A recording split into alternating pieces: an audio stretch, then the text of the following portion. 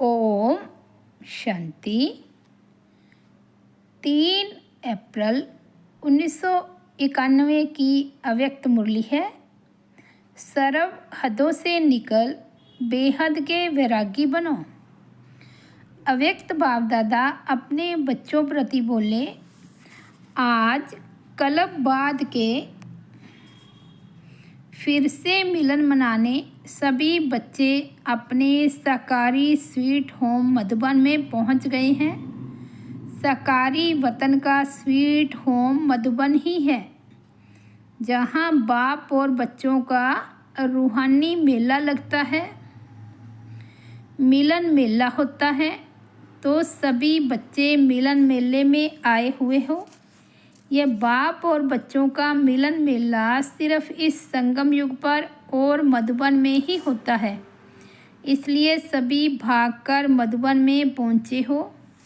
मधुबन बाप दादा का साकार रूप में भी मिलन कराता और साथ साथ सहज याद द्वारा अव्यक्त मिलन भी कराता है, क्योंकि मधुबन धरनी को रूहानी मिलन की साकार रूप में मिलन की अनुभूति का वरदान मिला हुआ है। वरदानी धरनी होने के कारण मिलन का अनुभव सहज करते हो और कोई भी स्थान पर ज्ञान सागर और ज्ञान नदियों का मिलन मेला नहीं होता। सागर और नदियों के मिलन मेले का यह एक ही स्थान है। ऐसे महान वरदानी धरनी पर आए हो, ऐसे समझते हो। तपस्या वर्ष में विशेष इस कल्प में पहली बार मिलने वाले बच्चों को गोल्डन चांस मिला है। कितने लकी हो। तपस्या के आदि में ही नए बच्चों को एक्स्ट्रा बल मिला है, तो आदि में ही यह एक्स्ट्रा बल आगे के लिए आगे बढ़ने में सहयोगी बनेगा। इसलिए नए बच्चों को ड्रामा ने भी आगे बढ़ने का सहयोग दिया है।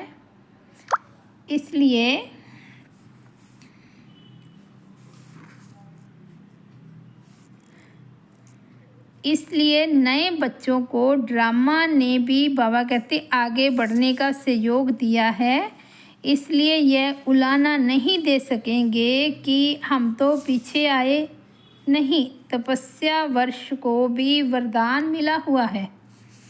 तपस्या वर्ष में वरदानी भूमि पर आने का अधिकार मिला है, चांस मिला है। ये एक्स्ट्रा भाग्य कम नहीं है। ये वर्ष का, मधुबन धरनी का और अपने पुरुषार्थ का तीनों वरदान विशेष आप नए बच्चों को मिले हुए हैं, तो कितने लकी हुए। इतने अविनाशी भाग्य का नशा साथ में रखना। सिर्फ यहाँ तक नशा न रहे, लेकिन अविनाशी बाप है, अविनाशी आप श्रेष्ठ आत्माएं हो, तो भाग्य की अविनाशी है, भाग्य भी अविनाशी है। अविनाशी भाग्य को अविनाशी रखना, यह सिर्फ सहज अटेंशन देने की बात है। टेंशन वाला अटेंशन नहीं, सहज अटेंशन हो। और मुश्किल है भी क्या। मेरा बाबा जान लिया, मान लिया, तो जो जान लिया, मान लिया, अनुभव कर लिया, अधिकार प्राप्त हो गया, फिर मुश्किल क्या है। सिर्फ एक ही मेरा बाबा, यह अनुभव होता रहे, यही फुल नॉलेज है। एक बाबा शब्द में सारा आदि मध्य अंत का ज्ञान समाया हुआ है, क्योंकि बीज है ना, बीज में तो सारा झाड़ समाया हुआ होता है ना। विस्तार भूल सकता है, लेकिन सार एक बाबा शब्द ये याद रहना मुश्किल नहीं है। सदा सहज है ना, कभी सहज कभी मुश्किल नहीं। सदा बाबा मेरा है कि कभी कभी मेरा है। जब सदा बाबा मेरा है तो याद भी सदा सहज है, कोई मुश्किल बात नहीं। भगवान ने कहा आप मेरे और आपने कहा आप मेरे, फिर क्या मुश्किल है। इसलिए विशेष नए बच्चे और आगे बढ़ो, अभी भी आगे बढ़ने का चांस है। अभी फाइनल समाप्ति का बिगुल नहीं बजा है, इसलिए उड़ो और औरों को भी उड़ाते चलो। इसकी विधि है वेस्ट अर्थात व्यर्थ को बचाओ। बचत का खाता जमा का खाता बढ़ाते चलो, क्योंकि 63 जन्म से बचत नहीं की है लेकिन गवाया है। सभी खाते व्यर्थ गवाकर ख़त्म कर दिए हैं। श्वास का खजाना भी गवाया, संकल्प का खजाना भी गवाया, समय का खजाना भी गवाया, गुणों का खजाना भी गवाया, शक्तियों का खजाना भी गवाया, ज्ञान का खजाना भी गवाया। कितने खाते खाली हो गए हैं। अभी इन सभी खातों को जमा करना है। जमा होने का समय भी अभी है और जमा करने की विधि भी बाप द्वारा सहज मिल रही है। विनाशी खजाने खर्च करने से कम होते खुटते हैं और ये सब खजाने जितना सबके प्रति और औरों के प्रति शुभ रीति से कार्य में लगाएंगे उतना जमा होता जाएगा, बढ़ता जाएगा। यहाँ खजानों को कार्य में लगाना ये जमा की विधि है। वहाँ रखना जमा करने की विधि है और यहाँ लगाना जमा करने की विधि है। फ़र्क है। समय को स्वयं प्रति या औरों के प्रति शुभ कार्य में लगाओ तो जमा हो जाएगा। ज्ञान को कार्य में लगाओ। ऐसे गुणों को शक्तियों को जितना लगाएंगे उतना बढ़ेगा। ये नहीं सोचना जैसे वे लॉकर में रख देते हैं और समझते हैं बहुत जमा है। ऐसे आप भी सोचो मेरी बुद्धि में ज्ञान बहुत है, गुण भी मेरे में बहुत हैं, शक्तियाँ भी बहुत हैं। लॉकअप करके नहीं रखो, यूज़ करो। समझा? जमा करने की विधि क्या है? कार्य में लगाना। स्वयं प्रति भी यूज़ करो, नहीं तो लूज़ हो जाएंगे। कई बच्चे कहते हैं सर्व खजाने मेरे अंदर बहुत समाये हुए हैं, लेकिन समाये हुए की निशानी क्या है? समाये हुए हैं अर्थात जमा है, तो उसकी निशानी है सब प्रति व औरों के प्रति समय पर काम में आए। काम में आए ही नहीं और कहें बहुत जमा है, बहुत जमा है, तो इसको यथार्थ जमा की विधि नहीं कहेंगे। इसलिए अगर यथार्थ विधि नहीं होगी तो समय पर संपूर्णता की सिद्धि नहीं मिलेगी, धोखा मिल जाएगा, सिद्धि नहीं मिलेगी। गुणों को शक्तियों को कार्य में लगाओ तो बढ़ते जाएंगे। तो बचत की विधि जमा करने की विधि को अपनाओ, फिर व्यर्थ का खाता स्वतः ही परिवर्तन हो सफल हो जाएगा। जैसे भक्ति मार्ग में यह नियम है कि जितना भी आपके पास स्थूल धन है तो उसके लिए कहते हैं दान करो, सफल करो, तो बढ़ता जाएगा। सफल करने के लिए कितना उमंग गुस्सा बढ़ाते हैं भक्ति में भी। तो आप भी तपस्या वर्ष में सिर्फ यह नहीं चेक करो कि व्यर्थ कितना गवाया। व्यर्थ गवाया वह अलग बात है, लेकिन ये चेक करो कि सफल कितना किया।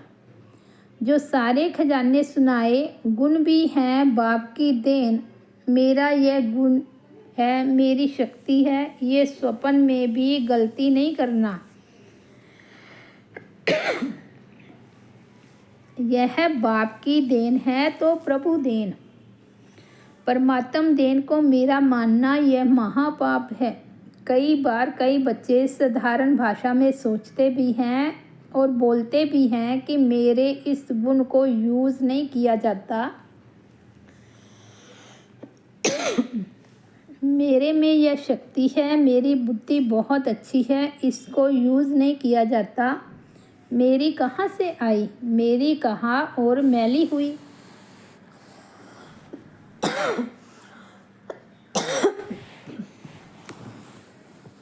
भक्ति में भी यह शिक्षा 63 जन्मों से देते रहे हैं कि मेरा नहीं मानो तेरा मानो, लेकिन फिर भी माना नहीं।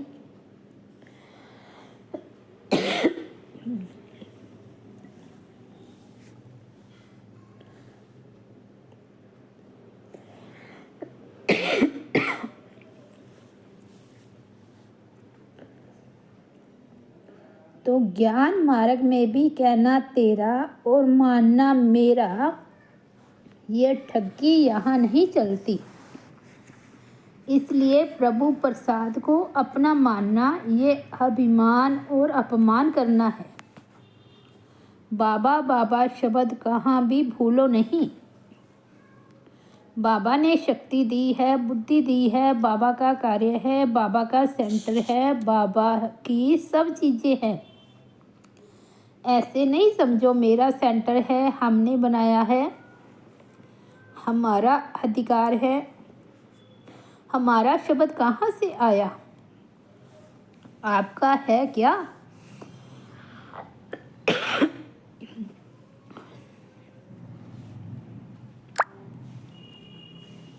बाबा कहते गठड़ी संभाल कर रखी है क्या? कई बच्चे ऐसा नशा दिखाते हैं, हमने सेंटर का मकान बनाया है तो हमारा अधिकार है। लेकिन बनाया किसका सेंटर? बाबा का सेंटर है ना। तो जब बाबा को अर्पण कर दिया तो आप फिर आपका कहाँ से आया? मेरा कहाँ से आया? जब बुद्धि बदलती है तो कहती है मेरा है। मेरे ने ही मैला किया, फिर मैला होना है। जब ब्राह्मण बने तो ब्राह्मण जीवन का बाप से पहला वायदा कौन सा है? नयों ने वायदा किया है या पुरानों ने किया है? नए भी अभी तो पुराने होकर आए हो ना। निश्चय बुद्धि का फॉर्म भरकर आए हो ना। तो सबका पहला वायदा है तन मन धन और बुद्धि सब तेरे। यह वायदा सभी ने किया है। सभी वायदा करने वाले हो या हाथ उठाओ। करने वाले हो तो हाथ उठाओ, जो समझते हैं कि आईवेल के लिए कुछ तो रखना पड़ेगा। सब कुछ बाप को कैसे दे दें? कुछ तो किनारा रखना पड़ेगा। जो समझते हैं ये समझदारी का काम है वह हाथ उठाओ। कुछ किनारे रखा है देखना, फिर यह नहीं कहना कि हमको किसने देखा। इतनी भीड़ में किसने देखा? बाप के पास तो टीवी बहुत क्लियर है, उससे छिप नहीं सकते हो।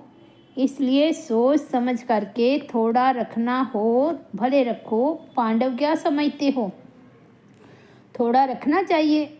अच्छी तरह से सोचो, जिनको रखना है वह अभी हाथ उठा ले, बच जाएंगे। नहीं तो यह समय, यह सभा, ये आपका कांध का हिलाना, ये सब दिखाई देगा।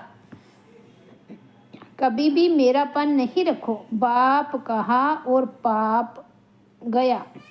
बाप नहीं कहते हो तो पाप हो जाता है। पाप के वश होकर के फिर बुद्धि काम नहीं करती है। कितना भी समझाओ कहेंगे नहीं, ये तो राइट है, ये तो होना ही है, ये तो करना ही है। बाप को भी रहम पड़ता है, क्योंकि उस समय पाप के वश होते हैं। बाप भूल जाता है तो पाप आ जाता है, और पाप के वश होने के कारण जो बोलते हैं, जो करते हैं, वह स्वयं भी नहीं समझते कि हम क्या कर रहे हैं, क्योंकि परवश होते हैं। तो सदा ज्ञान के होश में रहो, पाप के जोश में नहीं आओ। बीच बीच में यह माया की लहर आती है, आप नए इन बातों से बच करके रहना। मेरा में नहीं आना। थोड़ा पुराने हो जाते हैं तो फिर यह मेरे की माया बहुत आती है। मेरा विचार, मेरी बुद्धि ही नहीं है तो मेरा विचार कहाँ से आया? तो समझा जमा करने की विधि क्या है? कार्य में लगाना। सफल करो, अपने ईश्वरीय संस्कारों को भी सफल करो, तो व्यर्थ संस्कार स्वतः ही चले जाएंगे। ईश्वरीय संस्कारों को कार्य में नहीं लगाते हो तो वह लॉकर में रहते हैं और पुराने काम करते रहते। कईयों की यह आदत होती है कि बैंक में या अलमारियों में रखने की। बहुत अच्छे कपड़े होंगे, पैसे होंगे, चीज़ें होंगी, लेकिन यूज़ फिर भी पुराने करेंगे। पुरानी वस्तु से उन्हों को प्यार होता है, और अलमारी की चीज़ें अलमारी में ही रह जाएगी और वह पुराने से ही चला जाएगा। तो ऐसे नहीं करना, पुराने संस्कार यूज़ करते रहो और ईश्वरीय संस्कार बुद्धि के लॉकर में रखो, नहीं कार्य में लगाओ, सफल करो।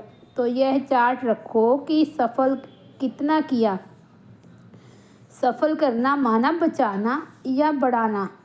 मनसा से सफल करो, वाणी से सफल करो, संबंध संपर्क से, कर्म से, अपने श्रेष्ठ संग से, अपने प्रति शक्तिशाली वृत्ति से सफल करो।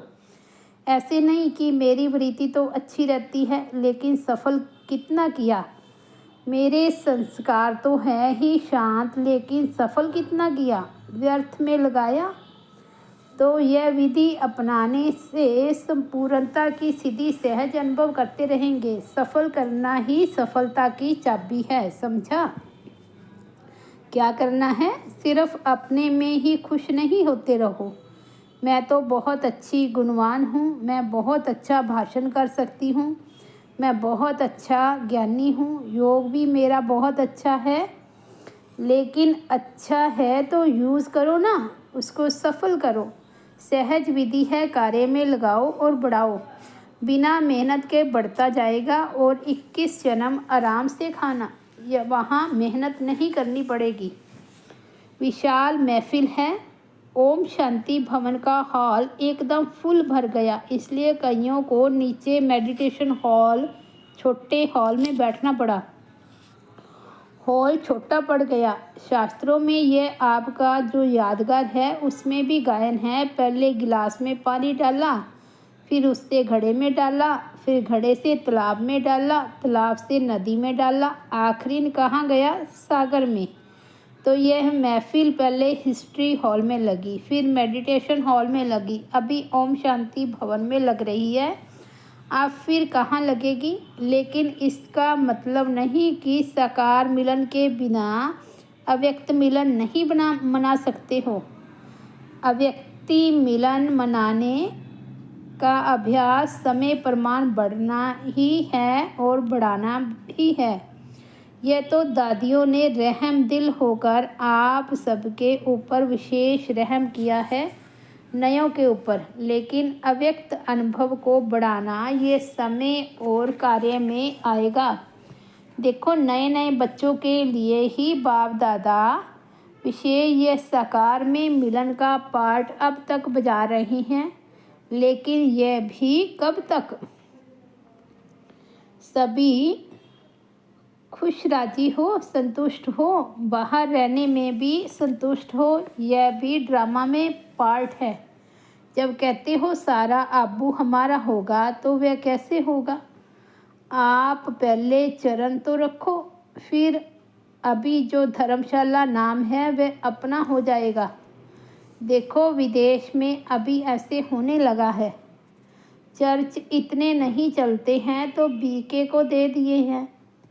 जो ऐसे बड़े बड़े स्थान हैं चल नहीं पाते हैं तो ऑफर करते हैं ना। तो ब्राह्मणों के चरण पड़ रही हैं जगह जगह पर, इसमें भी राज है। ब्राह्मणों को रहने का ड्रामा में पार्ट मिला है, तो सारा ही अपना जब हो जाएगा फिर क्या करेंगे। आप ही ऑफर करेंगे, आप संभालो, हमें भी संभालो, आश्रम भी संभालो। जिस समय जो पार्ट मिलता है उसमें राजी रह करके पार्ट बजाओ। अच्छा, मधुबन निवासी और टीचर सभी नीचे सुन रहे हैं, सुनने द्वारा मिल रहे हैं। टीचर्स और मधुबन निवासियों को सेवा का प्रत्यक्ष फल सबके संतुष्टता की दुआएं मिलती है। यह ब्राह्मण आत्माओं की या बाप की दुआएं एक्स्ट्रा लिफ्ट के रूप में काम में आती है। यह ब्राह्मण आत्माओं के दिल की दुआएं कम नहीं हैं। अच्छा, चारों ओर के सर्व मिलन मनाने के ज्ञान रतन धारण करने के चात्रक आत्माओं को साकार रूप में व साकार रूप में मिलन मेला मनाने वाली श्रेष्ठ आत्माओं को, सदा सर्व खजानों को सफल कर सफलता स्वरूप बनने वाली आत्माओं को, सदा मेरा बाबा और कोई हद का मेरापन अंश मात्र भी न रखने वाले ऐसे बेहद के वैरागी आत्माओं को सदा हर समय विधि द्वारा संपूर्णता की सिद्धि प्राप्त करने वाले बच्चों को बाप दादा का याद प्यार और नमस्ते। हम रूहानी बच्चों की रूहानी बाप दादा को याद प्यार, गुड मॉर्निंग और नमस्ते। तो ये थे 3 अप्रैल 1991 के अव्यक्त महावाक्य। मुरली की हेडलाइन है, सर्व हदों से निकल बेहद के वैरागी बनो। ओम शांति।